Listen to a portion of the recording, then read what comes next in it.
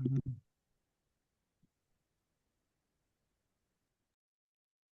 right. Hello, everyone. I'm just going to give a few more minutes just to let everyone join on in, and then I will start this webinar.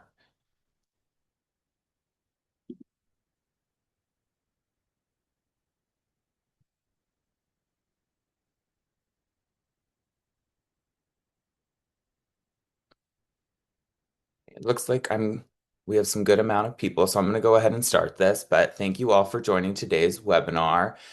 Today's webinar, we're going to be discussing the managing stress and work-life balance. I want to thank Kim Lloyd, who will be taking the time to speak to us today. And I also, as always, want to thank our webinar series sponsors, Unum, Garmin, Cross Insurance, and as well as Maine Health. I also want to flag some upcoming events for you all that we have. Tomorrow at the Rue Institute, we have our grad school event, which is the grad school question now, next, or never. And we have some really fun panelists that are going to be discussing their experiences in grad school. And then, as well as next Tuesday, we have our From Internship to Career webinar. All those links can be accessed right in our Instagram link tree to RSVP to either of those events. You all should have actually gotten the webinar invitation in your email a few weeks ago. And as always, check out our newsletter for any other upcoming events and other useful information, and all those RSVP links will be located in the newsletter as well. And I just want to introduce our panelist today, Kim Lloyd. Kim Lloyd is a certified personal trainer, precision nutrition coach, and certified senior fitness specialist. She has over 20 years of experience coaching, and her approach to health and fitness is centered around compassion, sustainability, and helping people build lasting, healthy habits. So thank you, Kim, for joining us, and I'm going to pass it over to you. Thank you so much, Henry. I appreciate that. And I do see someone has a hand raised. Are you able to see that on your end as well? Got it. Yeah. Yes. Okay. Okay. All right. So just, I guess, let me know, Henry, if I need to do anything there. Yes, And definitely. And if people want, if they have any questions, feel free to drop them. There's a Q&A section, or I can also manage the chat as well. And I will let you know, Kim, if in the chat, if anything gets dropped and you don't see it. that sounds great. Thank you so much. So I make Awesome. sure I Thank share the you. correct thing. So okay. So again, thank you, Henry. Thank you, Hannah. Thank you so much for all of you taking some time out of your very hot, depending on where you are, and humid day. So one of the things that I just said before we hit record and you all hopped in is that realistically, the conversation around managing stress, and work-life balance, those could be two different talks. So there's going to be a lot of information here. Hopefully, you can find some of it relevant. And if you have any questions, of course, as Henry mentioned, please drop them in the chat. I try to monitor that too to make sure that I can see everything. And with that in mind, I'm going to pull up the chat so I can see it. So, okay. All right. So, just a little bit about me before we get started. I did do this talk the last 2 years, so I'm not sure. I may have seen some of you in the past, but as Henry mentioned, I'm a fitness, nutrition, and also a behavior change coach. You can't really coach fitness and nutrition without coaching behavior change. More recently, in the last 3 years, I've become certified as a sleep stress and recovery coach because that has so much to do with our ability to be able to stick to a fitness routine or a nutrition plan. I'm a cancer survivor as of 3 years ago, so I'm still in my 5 year window, but so far, so good. And I'm a Basset Hound mom. I don't blur my background. I'm also proudly from Pittsburgh. Originally, you can tell I currently live in Topsom, Maine, but these are my dogs, Angelo, who you may see trolling around in the back. He left me now, and then Vinny. And so I do work from home. I work as an online trainer. Everything I do is remote, which means that part of my stress relief is petting my dogs every day. I also have a cat, Bernie Sanders, that you might see trolling around in the background. So I realize this is a webinar, so I can't see you all, but I want to invite you to drop any specific questions that you might have in the chat.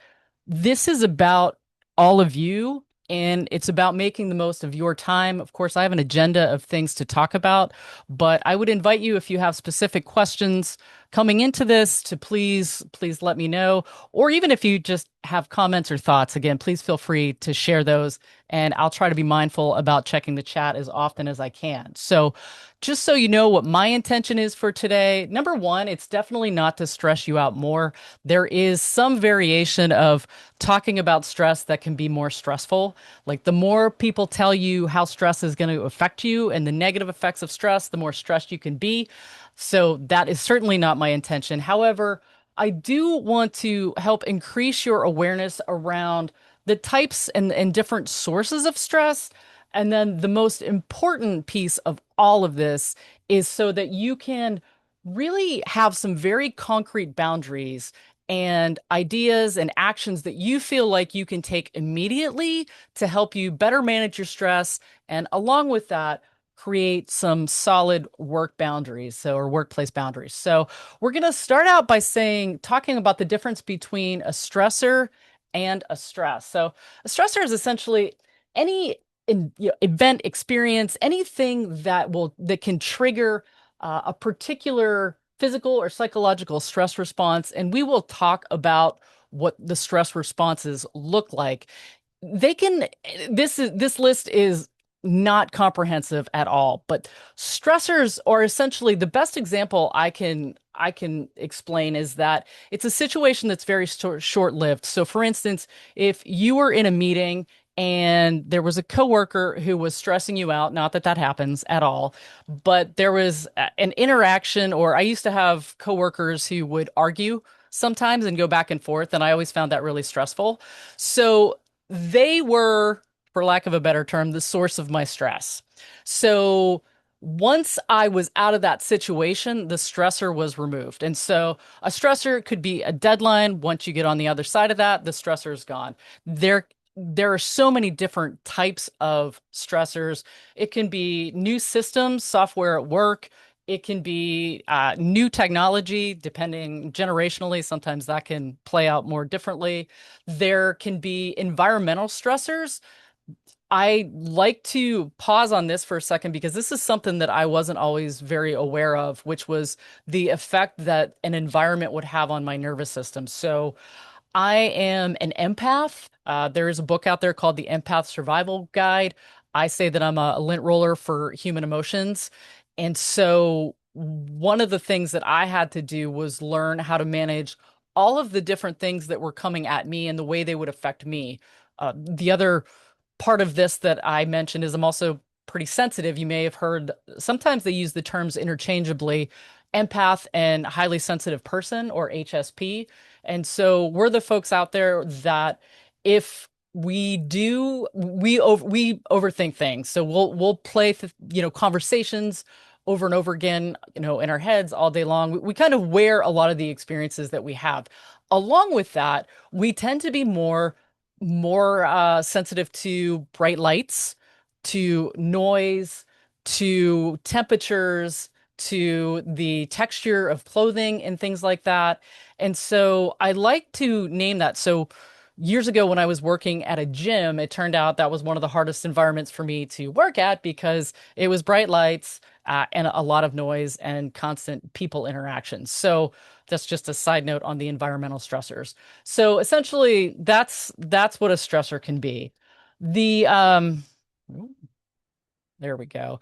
So stress itself is obviously being chased by a golden retriever dressed as a lion, but it's basically the body's reaction to harmful situations. What I find is really important to mention here is whether those are real or perceived. So our brains can create situations, for lack of a better word, that can cause us stress also. That's a lot to unpack in a whole other conversation. But so real or perceived, the biggest thing to understand, and we're going to dive into this a little bit more, are the different neurological and physiological ways that your body manifests the stress. So it's essentially what happens to you when you encounter a threat.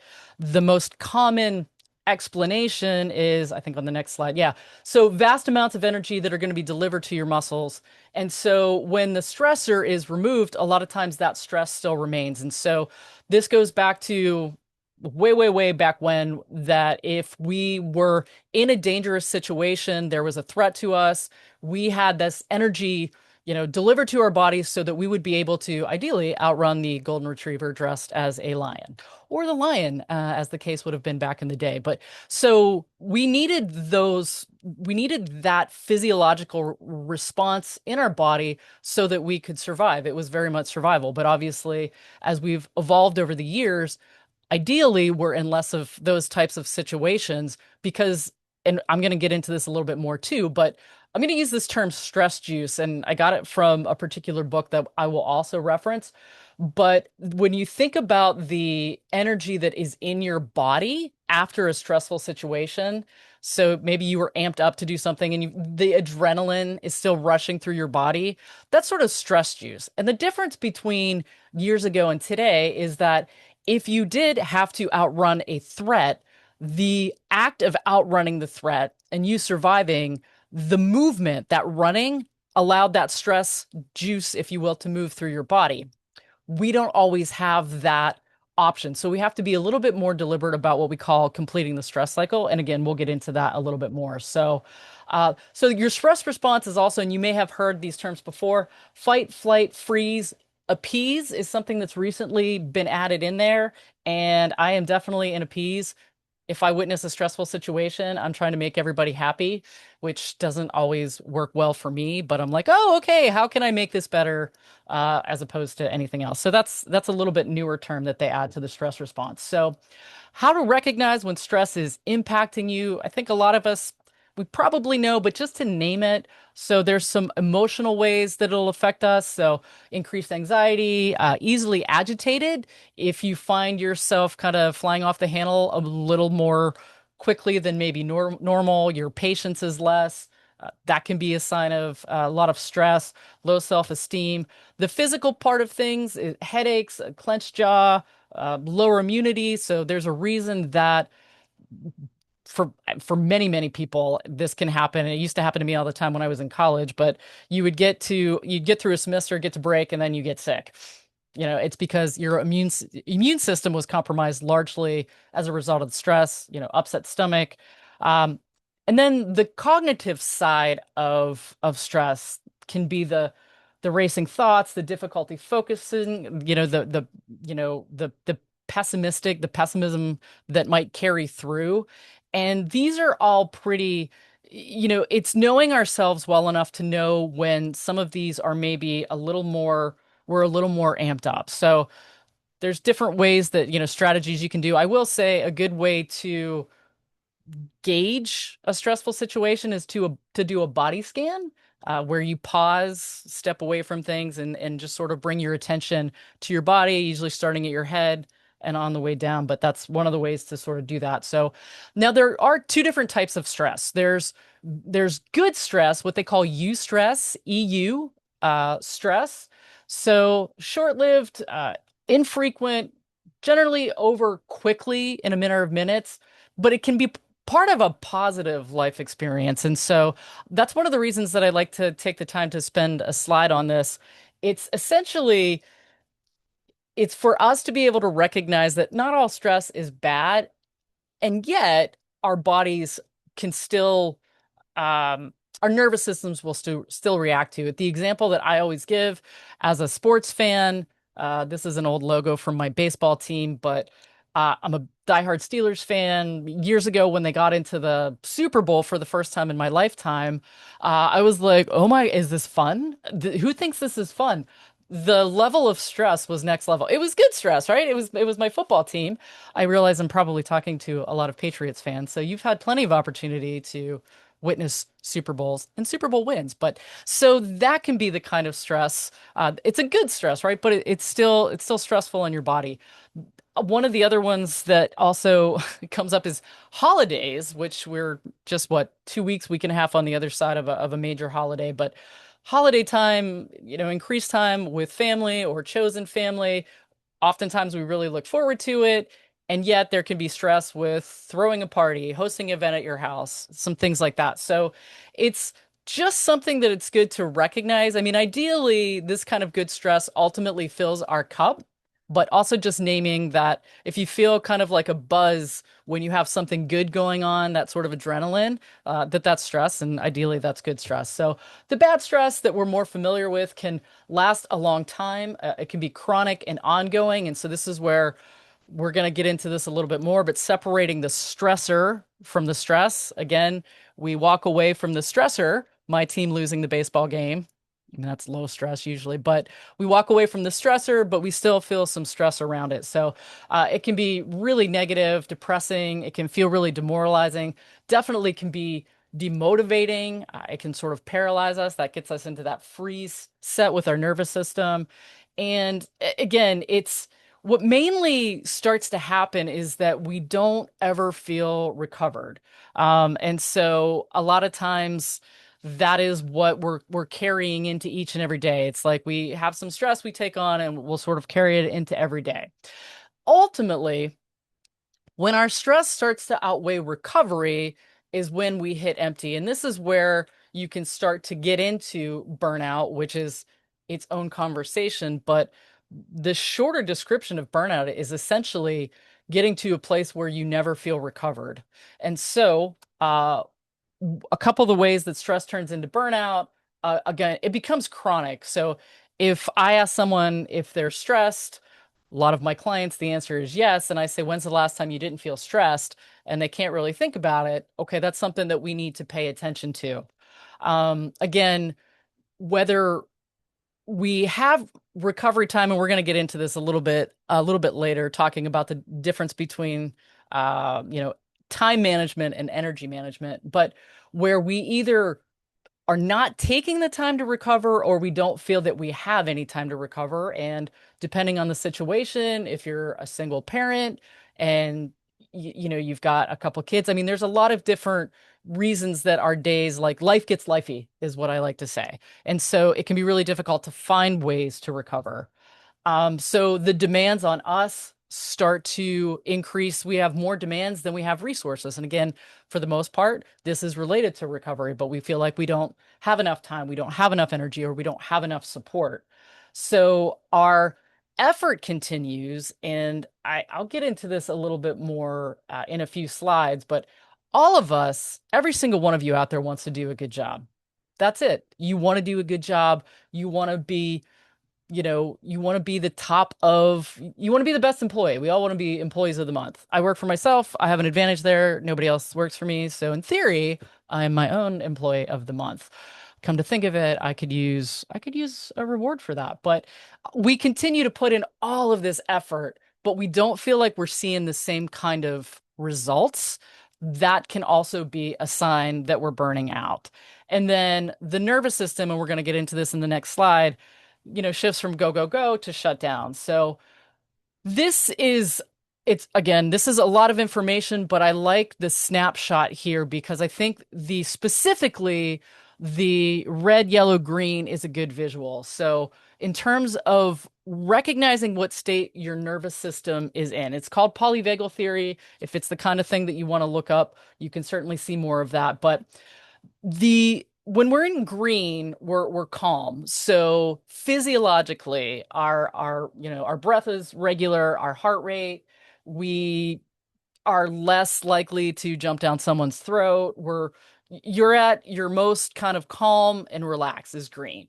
Yellow is where we tend to spend a lot of time, and it's both good and bad. It can be both good and bad. So that's when our sympathetic nervous system is on. So we're more mobilized. So we're maybe not chilling out, petting our dogs, watching goldfish, but we're aware of kind of everything that's going on before us. So, for example, for me, right before coming on to talk to all of you, I'm in the yellow. So increased heart rate a little bit, you know, increased blood flow. Um, so that's the yellow state. And I feel like a lot of us spend time there. We move in and out of all of these states, of course. And then the red is shut down. So the red is very much a shut down. I do want to say too, though, that there's such a thing out there called functional freeze. So when I say shut down, it's not necessarily playing possum, which is a really old phrase, but I'm going to use it anyway. So it's not necessarily that you're doing nothing. You can be in a position where you are still functioning. So again, it could be an interaction in a meeting, in a work situation, in any situation really where you have a particularly stressful interaction and you kind of go inwards. You're still maybe communicating with whoever's around you. You're still aware of your surroundings, you're still participating in your environment, but you can tell that you've shut down a little bit. And so part of what we talk about with overall stress management is getting a sense of what state you're in, and then getting a sense of how you can move or shift yourself to another state, ideally a green state. And again, there's a lot to be said here. This is just a quick snapshot of it.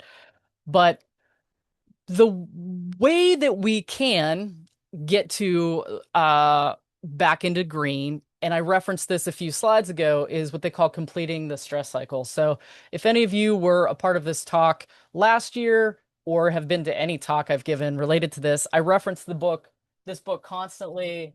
It is it's never very far from me. I think the book came out in 2020, which was the perfect time for it. For males out there, I will say it was written by twin sisters. They do talk a little bit about the patriarchy, et cetera, et cetera. But the bulk of the book is teaching you, again, to recognize stress and complete that stress cycle. So it's not living in a situation where we never have any stress. I mean, that in theory, that's retirement on an island somewhere, and I look forward to testing out to see if that's a thing. But that's just not reality. Like the goal for most of us, we need differing experiences in our life. We need variety in our life, part of our basic human needs. So the goal isn't to always be blissed out for the most part. But the goal is very much to not carry the experiences and that stress forward with you all of the time. And so you want to be able to move through the stress so that you're in a position where you're ready to deal with the next stressor whenever and wherever that comes from. So, ways to do that. So physical activity is a number one way to complete the stress cycle. So if you are someone who exercises a lot, you like to exercise, and you get in a position where you feel like you haven't been able to do that, maybe you were injured or traveling, and you start to feel like, ah, man, I'm just ready to move. I need to move. That that's one of those signs that it's like, okay, all right, we're ready to to get moving here.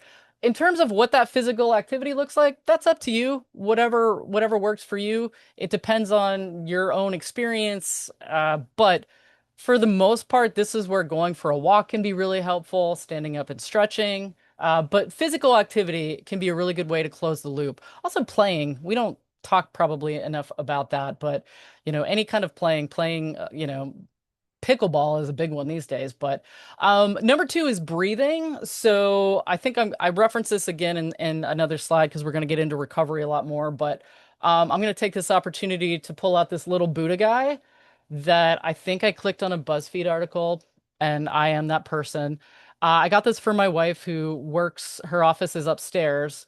But the deal with this guy, oh, there you go. The deal with this guy, honestly, I think she just does this because it's soft plastic. I think that's how she uses it, but whatever works, right? But what I like about this guy is that he has two different types of breath cycles that he can take you through. One of them is box breathing, uh, which I guess he's not doing that right. Oh, here we go. So box breathing. So it's like an inhale to four, you hold for four, and then it'll give you like an exhale for four. That's one of the types of breathing. And again, we'll get into this in a few slides. But so box breathing. Then there's also something called 4-7-8 breathing, where you inhale for four, hold for seven, exhale for eight. But taking the time to do a couple different breath cycles like that can also be a way to ideally let some of that stress juice move through you. And that can be really helpful, particularly if you're in a work environment and you can't just peace out. So, positive social interaction. I tell this story often, but way back in the day when I had an office job mid-afternoon, I would always hit a point where I just had a crash and I couldn't concentrate anymore. And so my break was that I would stand up, walk across the hall, and hang out with my coworker Sheila, she was very funny, and then she always had like chocolate. So it was both the chocolate that was motivating, but more than anything else, it was having this positive social interaction. And I realized that a lot of you are probably working remotely. I know, I mean, that's something that's different for me. All of the work I do for the most part is remote. And so we don't have the luxury of going over to somebody's office just for a little quick water break. I will say though, one of the things I do, and I was doing it this morning actually, is I do co-working calls. Some people call it shadowing, but I have a colleague who's a trainer. She also works for herself. And so we hop on the call so that we can do work and hold each other accountable, but it also it's a positive social interaction for us and we end up laughing a lot. And so sometimes if you're in an isolated position or you're a little more isolated because of remote work, you might need to be a little bit more intentional about it. So number 5 is affection. I talked about petting my dogs. That is a big way for me to let some stress move through me. There's research out there that suggests we need as many as 12 hugs in a day. I'm like, that's a lot of people. But hugging your pets do count. My cat, Bernie Sanders, is not a fan of hugging. I do try, but he's a cat. So affection can be a great way to help some stress move through you. Uh, Crying or letting your emotions out. This is, again, also its own conversation because that's just something it can get a lot more difficult to express ourselves the more we go through life. And the best example I can give anybody is if you watch a little kid, whatever emotion it is that they have, they let themselves have it. So they will cry, they will throw a tantrum. Generally, that doesn't last too long. I don't have kids, to be clear, so it could last for a little while. But you'll notice what they're doing is that once you can kind of distract them and move them past that, they're fine again. You're like, oh, okay. They let that emotion move through them. We don't always, as adults, do a great job, depending on our history and our experiences of doing that. So learning to let some emotions move through you, cue up what used to be the Lifetime channel. I don't know if that still exists anymore, or a good solid Hallmark commercial might do it too. But and then number 7 is any kind of creative expression. So, and creative doesn't have to mean just art or drawing. It's anything that you might bring some creativity to. You might be somebody who's really organized and you're creative with the way that you're organized. So it can look a lot of different ways. So those are just some of the suggestions for completing the stress cycle. So now shifting over to the work-life balance, it's a big part of managing stress is learning how to manage uh, any stresses or stressors that we might have in our workplace. Those might be things that we kind of bring to ourselves. Like I mentioned, that I'm an overthinker. So I'm also a highly sensitive person. So there were also times where I brought some stress on myself. But then there were plenty of times where a particular circumstance could be stressful. But the thing about it is that it's not work-life balance isn't necessarily a 50-50 split. There might have been a point in time where it was like, hey, you just leave work at work. Well, my work is right here. My work is in my home. And so the hybrid workplace and also the advent of digital communication can make turning off be a big challenge. And so I know for me, the laptop that I'm on right now, I use that for work. I use it for personal life. The same with my phone. A lot of different, things kind of bleed into each other, which was what we're going to talk. The third part bullet point down here, though, that I really want to mention is something that I see, I've experienced it, and I see a lot of this when it relates to work-life balance. And so, proving our worth, I think my generation is exceptionally bad at this. I'm a Gen Xer. But like proving our worth and proving our value by how quickly we can respond to an email. And I'll give you an example years ago when I was working in higher education, I worked in college athletics, which was tricky because it wasn't a normal schedule. That's another place where work-life balance can be tricky. But I was this was back in the day when, Gmail And Google Chat, I don't know, this might still be a thing, but Google Chat was a way that we interacted with our colleagues a lot. And it was like 11:30 at night, and you could see that I was on Google Chat, and my boss hopped on also at 11:30.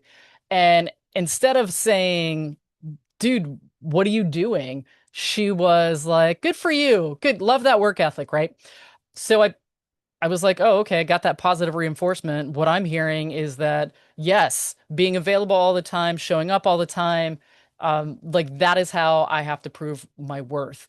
And, sometimes that can be a really tricky place to be because being on all the time doesn't necessarily mean it's not necessarily exactly correlated with like being the best employee ever, because if we don't have time to recover, then that can get challenging, and we'll talk about that in a minute. But I just want to acknowledge that because that is something that I see that a lot with my clients. I also see that a lot with my peers. So, um I would like you to, you don't have to do it for me, but do a quick boundary audit. Just, scale of 1 to 5 right now. Do I stop working when I planned? I'm gonna just be abundantly clear here and say, I do not. This is a challenge for me. I would probably give myself a 1 on that. 1 meaning like, yeah, no, I don't do great at that. Do notifications control me? I have gotten better with that, and this is also where I can't speak to anyone out there who has an Android device, but with my with all of my various, with my iPad, with my laptop, and with my phone, especially with my phone, there are settings that you can turn on that limit your notifications. And so I have mine almost always set on a version of do not disturb that my important people can get through, like my family can get through, but otherwise, if the phone rings, I don't see it. And not only that, what I really appreciate probably most about this mode is that when I open my phone, I don't have any notifications. So our brains are hardwired to really respond to, we get a little dopamine hit when we see the red. So there's a reason that when you look at, again, I don't know what an Android looks like, but certainly on an iPhone, it'll tell you how many emails you have. Oh, I have a text. Oh, I have an email. Oh, I have a voicemail. All of those notifications show up on your icons, and we're like, oh, gotta check it. So instead of completely removing the phone from me, which would be a good strategy and has its own time of place, but in particular, like if I go to the gym, um, I'm not in there looking at all of the notifications, and so I have found ways to reduce how often I see those notifications so that I can manage that a little bit better. So, and we've got a comment here. My favorite game to keep all notifications on Do Not Disturb. Yes. Placing your phone in a specific location with notifications on so the phone is used more as a house phone instead of an entertainment device. Oh, Chloe, that's good. For those of us who remember growing up with a landline, there was a point in time when we used to have to call our friends, and then we would get their parent and be like, "Hi, Mrs. Smith." And then you had to have a conversation. Just those days are gone. But I love that idea too, having some distance. I will say there is research around this. So if you are someone who's looking to untangle the habit, maybe of coming home and just getting immediately on your phone or your iPad or whatever, 20 seconds is the magic number. And this is from a book called The Happiness Advantage. You put your phone or whatever device it is that you're wanting to untangle that habit, you put it far enough away that it takes you 20 seconds to get it, and then you're less likely to do it. So just as a tip there. But Chloe, thank you for that. So, can I stop thinking about work at night? That's another one. I'll be honest, that's a challenge for me. That's a work, we're all works in progress.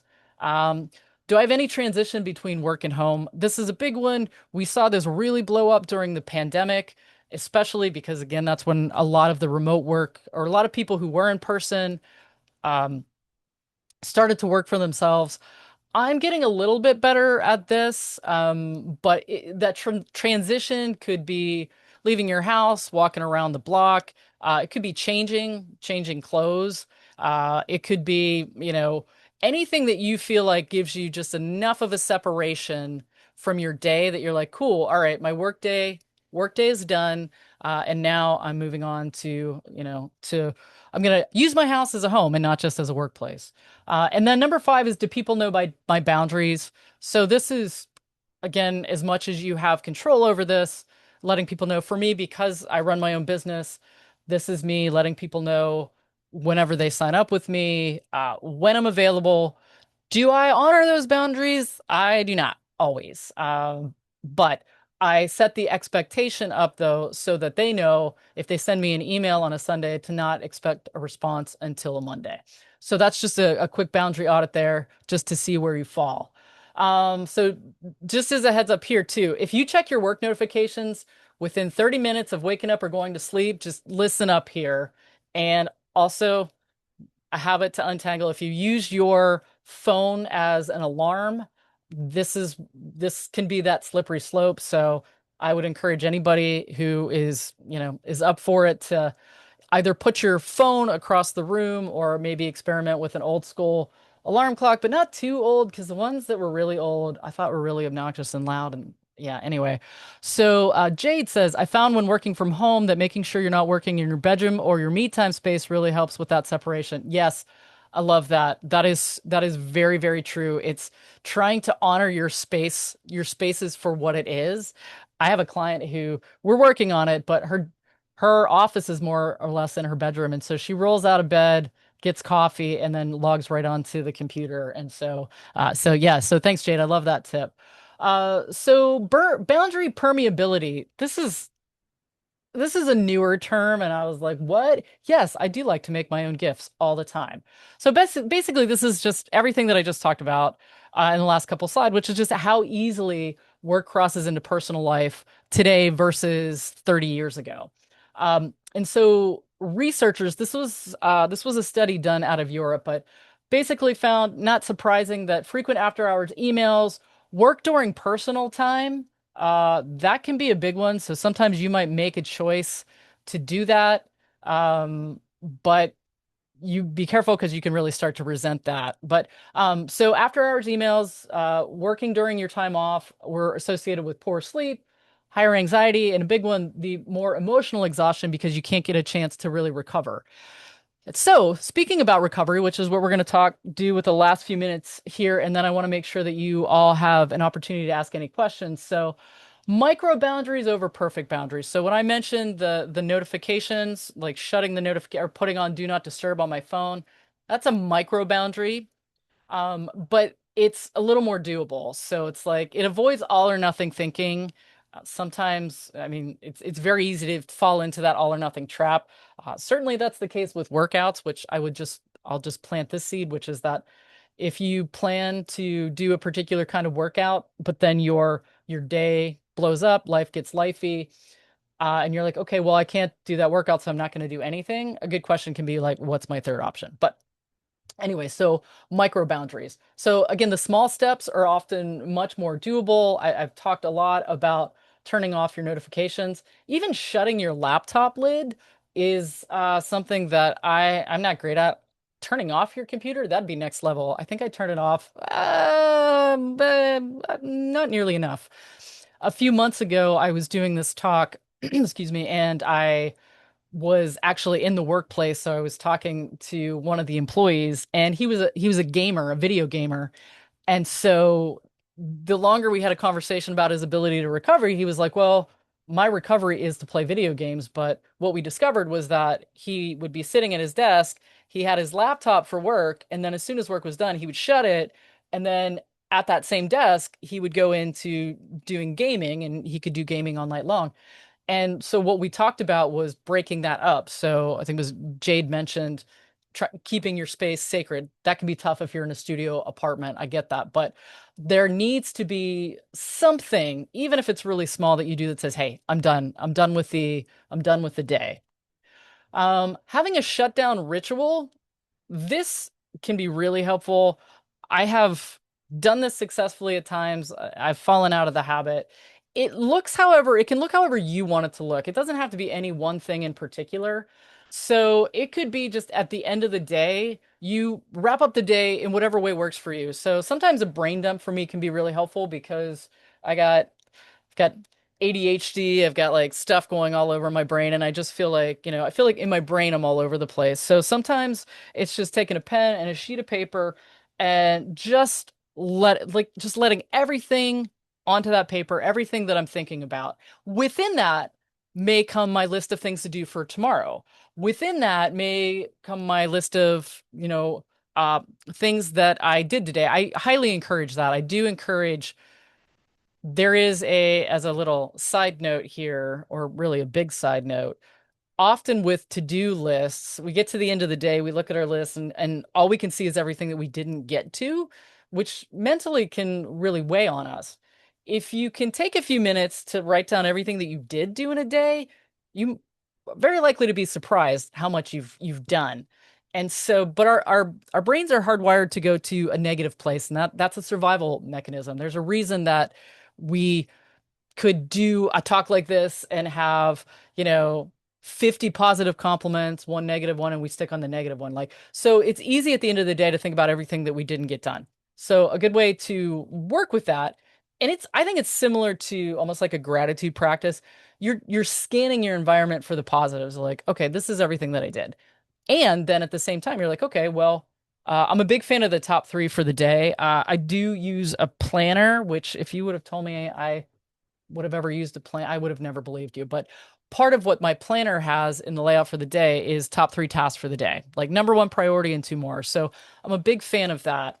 Um, Again, making, if you want to make a list of your top three for the next day, I didn't put this on here, but it was on one of the previous slides, which is, again, wrapping up your day.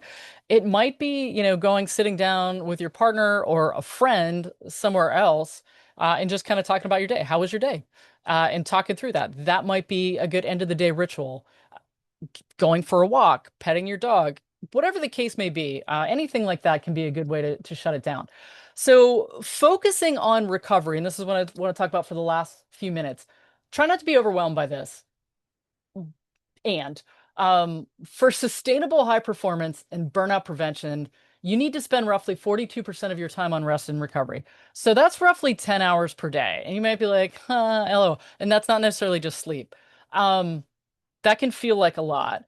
But it doesn't have to be all in one day. Obviously, we have, depending on our jobs and our tasks, we have days that are just going to be longer. But you want to get to a place where you can average 10 hours of recovery, per week or per day over the course of a month. So ways to do that. So the 5 minute walk between meetings, I've said this multiple times. My neighbors probably think I'm crazy because in between Zoom calls for me, I walk down to the end of my driveway and back. I don't know how long it is, but I'm pretty sure they're like, she is obsessed with her mail. Because while I'm down there, I might as well check the mail. Along with that, getting fresh air. So if you live in a place where you can't feasibly just go out and go for a walk, but you can maybe stick your head out the window, or maybe you have a balcony, getting some fresh air can make a big difference. Stretching for 5 minutes. I have some stretches. I have a QR code that you should be able to scan to get some stretches. Can be helpful. Look out a window. I'm going to get into this a little bit more in the next slide. Positive social interaction, which I mentioned. Feeding your body nutrients. So it really helps with recovery. If you're getting your fruits, you're getting your veggies. A good place to start is 5 fistfuls fruits and veggies a day. You're trying to hit the rainbow because those have different micronutrients. Maybe you start with a supplement, a multivitamin, but getting nutrients as well as hydration can play into that really well. Deep breathing, I mentioned that. My little Buddha guy, apparently I haven't shut him off, so he's deep breathing right now. Uh, I was repeating myself because it didn't change. Anyway, deep breathing. So, if you take nothing else away from today as it pertains to recovery, distraction is not recovery. It's not replenishing. So, it is very easy, and I'm very guilty of it. If I have a few minutes between meetings, that I pick my phone up and I don't check the news anymore, but I used to. But you get on social media, right? And you're like, oh, I don't mind that because maybe that does make me laugh. Maybe that does feel like some social interaction. Cognitively, though, it's not a break. It is not a break. So, and this stat too for I'm like I try to be a multitasker, but I'm not. This stat always just blows me away. But We can be up to 40% slower at processing and reacting when we split our attention between different things. And so essentially, if you're pulling up your phone as a way to recover, it's still taking your attention. And like I said, you're still spending time, spending cognitive energy. That's where going back to maybe looking out your window. I have a lot of trees. I'm lucky out my window. So staring into space, anything like that. If you had a fish aquarium, again, I mentioned hanging out with your dog, but please, please, please just file that one away. That as much as it feels like it might be a break to look at our phone or device or YouTube or TikTok. I'm kidding. I know it's TikTok. It's not necessarily the case. So we got a question here. Do you find writing down a few tasks in a planner is more beneficial, less overwhelming than writing down a step-by-step routine in a planner? Oh, that is a good question. So, Layden, I would say that to me, that's somewhat personality dependent. And my example from that would be that if you are somebody who likes to see all of the details because that I don't want to say relaxes you, but it kind of eliminates some of your anxiety by writing every single thing down, then you should go for it. I'm somebody that if I have a really busy page on my planner, just the appearance of it being busy can feel overwhelming to me. So that for me personally, outlining every single thing, at least on a day to day, from day to day tasks, feels like a bit much. However, depending on the scope of the project, right, it might feel better. So that's very much a it depends kind of an answer. So um, I hope that's helpful. And then what are unhealthy ways of managing stress that we might not know we are already doing? That's a great question. So going back to distraction, what we're talking about here, that's one of the more common ones that I see, is that, I feel like social media is helping. So that might be one of them. Um, some of the other ones might be related to nutrition, like that I mentioned. So sometimes stress eating is certainly a thing. It's something that I mean, we learned to do this as a kid. I mean, you go to the doctors, or at least it used to be if you went to the doctors and you were good, you got a lollipop, right? So we started to associate certain kinds of treats with stressful situations.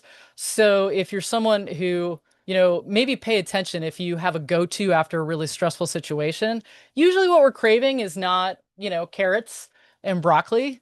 We're usually craving something that's, a little more processed. So, and it's not saying that you can never do that. However, if you find that you're constantly reaching for foods that don't like fast food or foods that don't have a lot of nutrients, that might be something that, to pay attention to. So what are you eating? Or, basically looking at your coping strategies and being like, all right, does this feel healthy or not healthy? So hopefully that's helpful. Um, how do you recognize the difference between normal work stress and burnout? That's a great question. I would go back to the visual of like, do you feel recovered? And there's a lot to be said.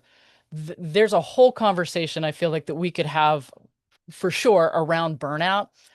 A big one, a big one for me was I used to call it Schmondays. Some people call it Sunday scaries.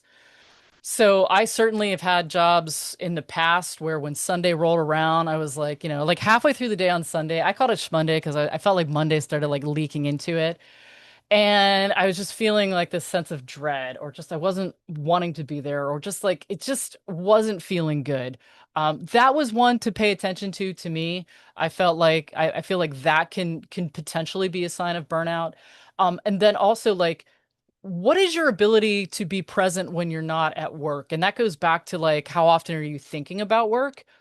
And so do you find I've been in a work situation. It was a really bad situation, especially for me, but I was bringing it into all of my social situations, where I was like, talking about my boss, talking about this situation. Can you believe this happened? It was like water cooler talk, but it was really toxic. So I was bringing work up in a lot of different situations. So those would be some of the examples is like noticing that.